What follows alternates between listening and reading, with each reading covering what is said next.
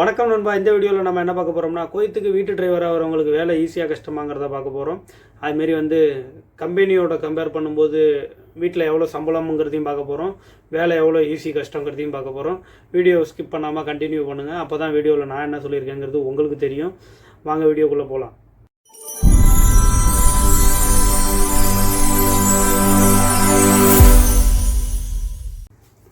இப்போ வீட்டுக்கு டிரைவராக வரதுக்கு நம்ம ஏஜென்ட் மூலியமாக ரெடி பண்ணாலும் சரி, இல்லை நமக்கு இங்கே தெரிஞ்சவங்க யாராவது இருந்து அவங்க ரெடி பண்ணாலும் சரி, இப்போ அவங்க மூலியமாக நம்ம இங்கே வரதுக்கு இந்த நாட்டோட சிட்டிசன், அதுவும் வீட்டில் உள்ளவங்க நமக்கு விசா ரெடி பண்ணுவாங்க. அவங்க தான் நமக்கு ஸ்பான்சரு.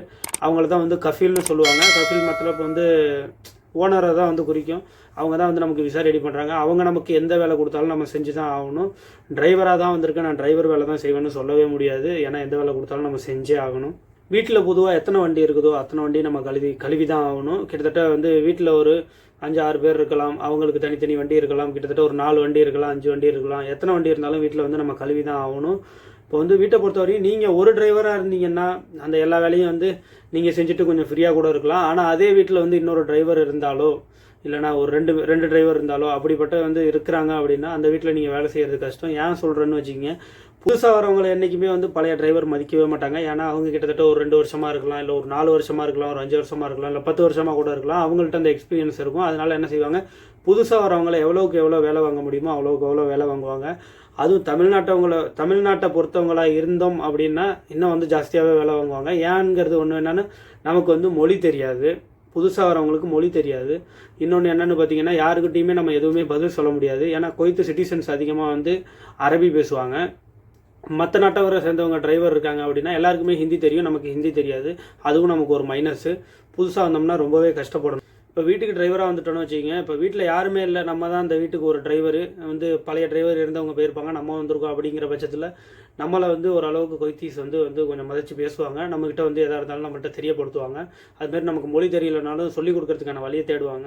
நம்மளை என்னென்ன வேலையோ அதை நீட்டாக சொல்லுவாங்க. இல்லை அவங்க வீட்டில் உள்ளவங்க கதாமான்னு சொல்லுவாங்க. அவங்க வீட்டில் வேலை செய்கிறவங்க, அவங்க மூலியமாக அவங்களுக்கு தெரியப்படுத்துவாங்க. ஏன்னா நமக்கு ஸ்டேட்டஸ் எந்த ஆந்திராவில் உள்ளவங்களாக இருக்கலாம், இல்லை வெளிநாட்டை சேர்ந்த பிலிப்பீனிஸாக இருக்கலாம், இல்லை ஸ்ரீலங்காவாக இருக்கலாம்.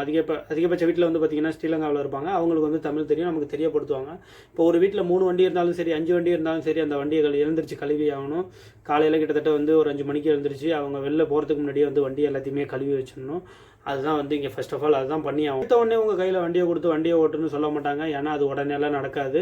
உங்களுக்கு ஃபஸ்ட்டு வண்டி ஓட்ட தெரியுமாங்கிறத செக் பண்ணுவாங்க. அதை அவங்கள்ட்ட ஓட்டி காட்டணும். ஏன்னா நம்ம ஊரில் டபுள் சைடு வண்டி ஓட்டியிருப்போம். அதனால் உங்களுக்கு அந்த அளவுக்கு பிரச்சனை இருந்திருக்காது. இங்கே பார்த்தீங்கன்னா ஒன் வே தான். ஒன் வேவாக இருந்தாலும் கொஞ்சம் ரேராக தான் இருக்கும். வண்டி ஓட்டுறது ரொம்பவுமே கஷ்டமாகவும் இருக்கும்.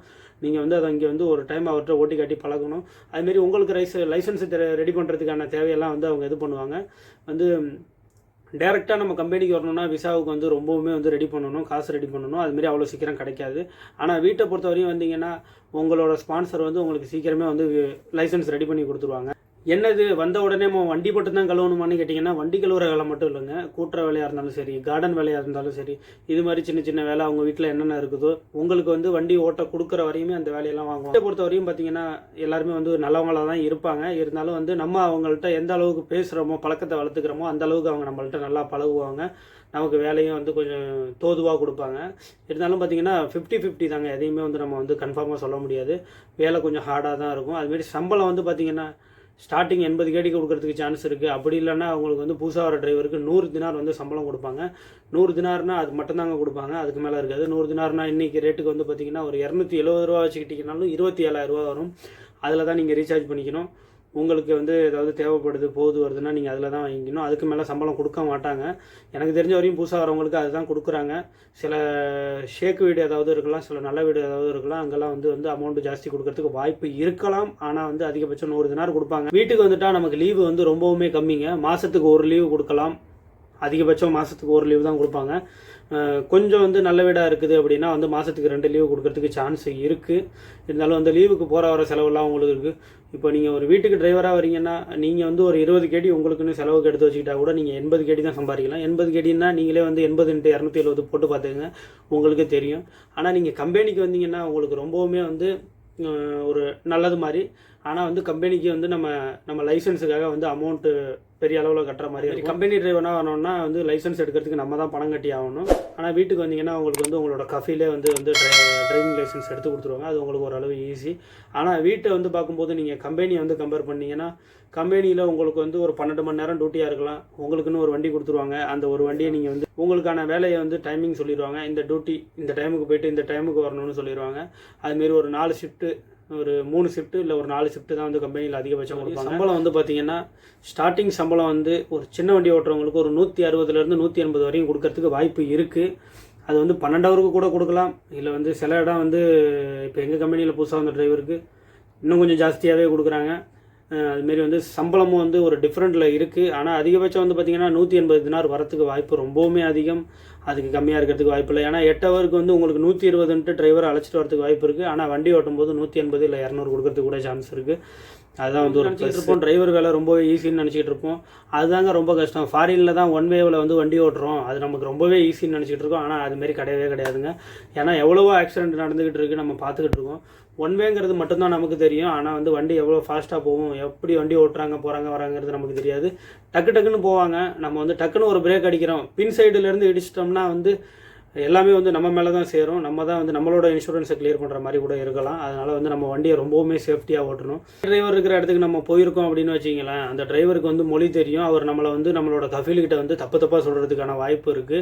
நம்மளை வந்து வேலை வாங்குறதுக்கான வாய்ப்பு இருக்குது. இப்போ அவர் வந்து எப்படின்னா படுத்துக்கிட்டே வந்து இந்த வேலையை செய்ய அந்த வேலையை செய்யணும் கூட சொல்லலாம். நமக்கு மொழி தெரியணும். மொழி தெரியாதது நமக்கு ரொம்பவுமே ஒரு மைனஸ்ஸு. பழைய டிரைவர்கிட்ட என்றைக்குமே உஷாராக தான் இருக்கணும். ஏன்னா வந்து செஞ்சு விட்ருவாங்க. அது வேறு இருக்குது. அதனால் புதுசாக டிரைவருக்கு வரவங்க முடிஞ்ச அளவுக்கு கம்பெனிக்கு வர ட்ரை பண்ணுங்கள். வீட்டை பொறுத்தவரையும் வந்து கொய்த்தில் பார்த்தீங்கன்னா அதிக அளவுக்கு ஆந்திராவை சேர்ந்தவங்க தான் இருக்காங்க. ஆந்திராவை சேர்ந்தவங்க ஒரு அட்ஜஸ்ட்மெண்ட்டில் ஓட்டிக்கிட்டு இருக்காங்க. அது எப்படின்னு நமக்கும் தெரியல. நம்ம ஆளும் வருவாங்க, ஒரு வருஷம் பார்ப்பாங்க, ஒரு 2 வருஷம் பார்ப்பாங்க, முடியலன்ட்டு ரிட்டன் போயிடுவாங்க. ஏன்னா அது மாதிரி தான் நிறைய பேர் போயிட்டுருக்காங்க. ஏன்னா கொய்த்தில் நமக்கு தேவை சம்பளங்க. சம்பளத்துக்காக தான் வரோம். சம்பளம் வந்து 100 கேடி வாங்கிட்டு நம்ம ஓட்டணுங்கிறதுக்கு ஊரில் நம்ம வந்து நிற்காமல் வண்டி ஓட்டினாலுமே ஒரு 25,000 வந்துடும். டிரைவரை பொறுத்த வரையும் சம்பளம் ஜாஸ்தி. ஆனால் டிரைவிங் மட்டும் நல்லா தெரிஞ்சால் போதும். மற்றபடி பார்த்திங்கன்னா வேறு ஃபீல்டுக்கெலாம் வந்து சம்பளம் வேறு மாதிரி இருக்கும். கொய்த்தை பொறுத்த வரையும் பார்த்தீங்கன்னா நிறைய பேர் வந்து வீட்டு டிரைவர் இருக்காங்க. அவங்களும் இந்த விஷயத்தெல்லாம் சொல்லிகிட்டு இருக்காங்க.